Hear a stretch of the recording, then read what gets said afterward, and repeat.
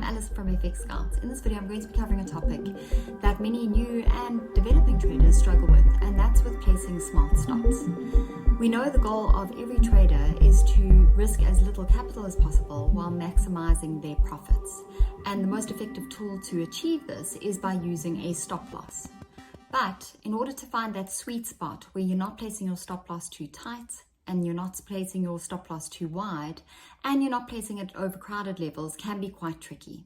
Now, if we look at what most tutorials and textbooks say about placing stop losses, you'll find that they say that you should find the most recent support or resistance and place your stop just below the support if you're going long, or above the resistance if you're going short. Another popular method is to use the moving average as a guide. You place the stop just below a longer moving average if you're going long, or above it for a short signal. Now, placing your stops at these key levels or at the moving averages can be good in some instances, but you want to avoid overcrowded stop loss levels, and we'll talk about that a bit more later. So when placing stops, our goals are to risk as little as possible to make as much as possible, not to have our stops too tight, not to have our stops too wide, and to avoid typical crowded stop levels. And something I want to harp on about here is that we're not trying to avoid getting stopped out. Our stops are there to protect our capital. So when you set a stop, you are setting aside a predefined amount of capital that you're willing to risk or willing to lose. And when your stop hits that level, then you know that the trade has gone against you and that you have been protected from losing all your capital in that trade. However, we do want to be as efficient as possible when we set the stops. So I want to run through some rules for placing smarter stops. And the first rule for placing stops is to place your stop loss at a point where your trade idea will be invalidated.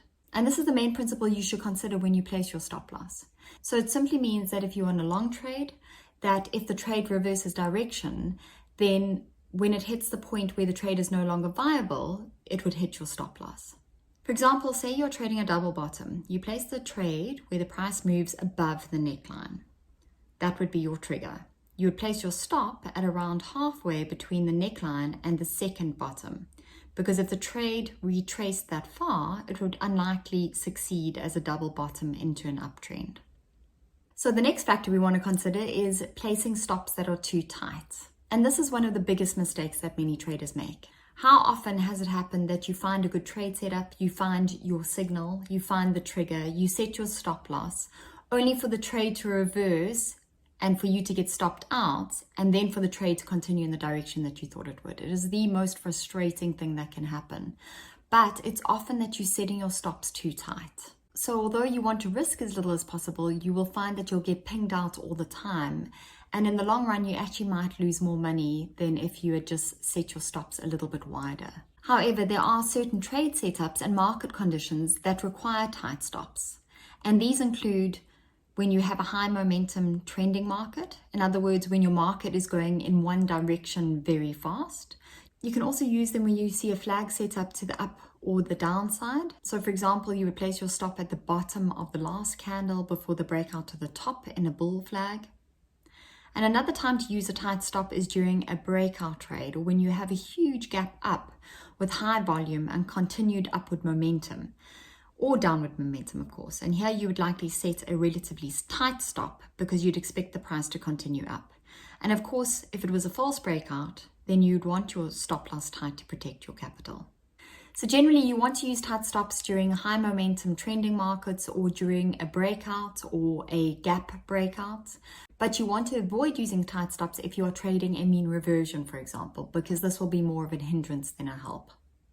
And of course, you don't want to set your stops too wide, because this will firstly mess up your risk-reward ratio, but it'll also go against the principle of risking as little as possible to make as much as possible. And the third, but probably most important stop loss strategy is to avoid overcrowded stop loss levels. So why would you avoid overcrowded stop levels? Basically, most traders set their stop losses at key levels. And the reason you want to avoid doing this is that big banks and big institutions with a lot of money tend to want to drive price in a certain direction. And so they target these key levels. So a large institutional investor, for example, might place a big sell order at a level where numerous stop loss orders lie.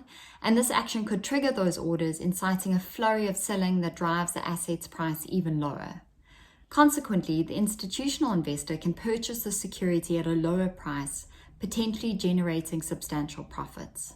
What are the signs of a stop-loss hunt? The most obvious sign is a long wick that reaches above nearby highs or lows before the candle closes back in its current range. And market manipulators know that the stop-loss orders rest beyond these highs or lows, especially if there are equal highs or lows or a strong support and resistance level. So these wicks may indicate that stop losses are being triggered. And these wicks often look like a hammer or a shooting star candlestick pattern. Now, a lot of traders don't buy into this theory. They think it's a conspiracy, but it is something to be aware of. Now, there are some ways to avoid being targeted by these stop hunters, and these include identifying areas where there are likely to be many stop orders. So you can do this by analyzing your charts and identifying key support and resistance levels and trend lines. And when the price approaches these levels, there is often a cluster of these orders placed just below or above these areas. And instead, you can pinpoint areas that aren't likely to be breached, which may reduce the risk of your orders being targeted by stop raiding. Another strategy to avoid being hit by these stop loss hunters is not to place your stops at round numbers. For example, if the current price of gold is $1,990, you may be tempted to put your stop loss order at $2,000 or $2,005. However, market manipulators may target these levels to trigger a wave of selling or buying.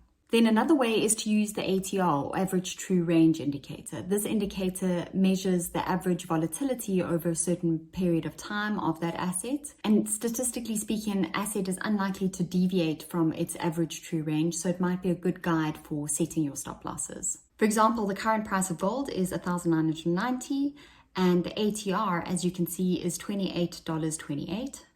If you were shorting gold and you wanted to be safe, you may want to set your stop loss at $28 above the current level, which would be $2,018. And this would give the price enough room to fluctuate without triggering your order. Now, sometimes you may have to set your stop loss orders at various key levels just because it makes sense in terms of the trade setup or because it makes sense in terms of your risk-reward ratio. And if you are in that position, what you might want to consider is splitting your stop. So this means that you can place 50% of your stop at one of these key levels and the other 50% of your stop further away. This means that you protect your capital, but you give yourself the opportunity to profit from the trade if it goes in your direction. So in summary, avoid placing your stops too tight unless it's a momentum or breakout trade. Avoid placing your stops too wide because you mess up your risk-reward ratio and place your capital at risk.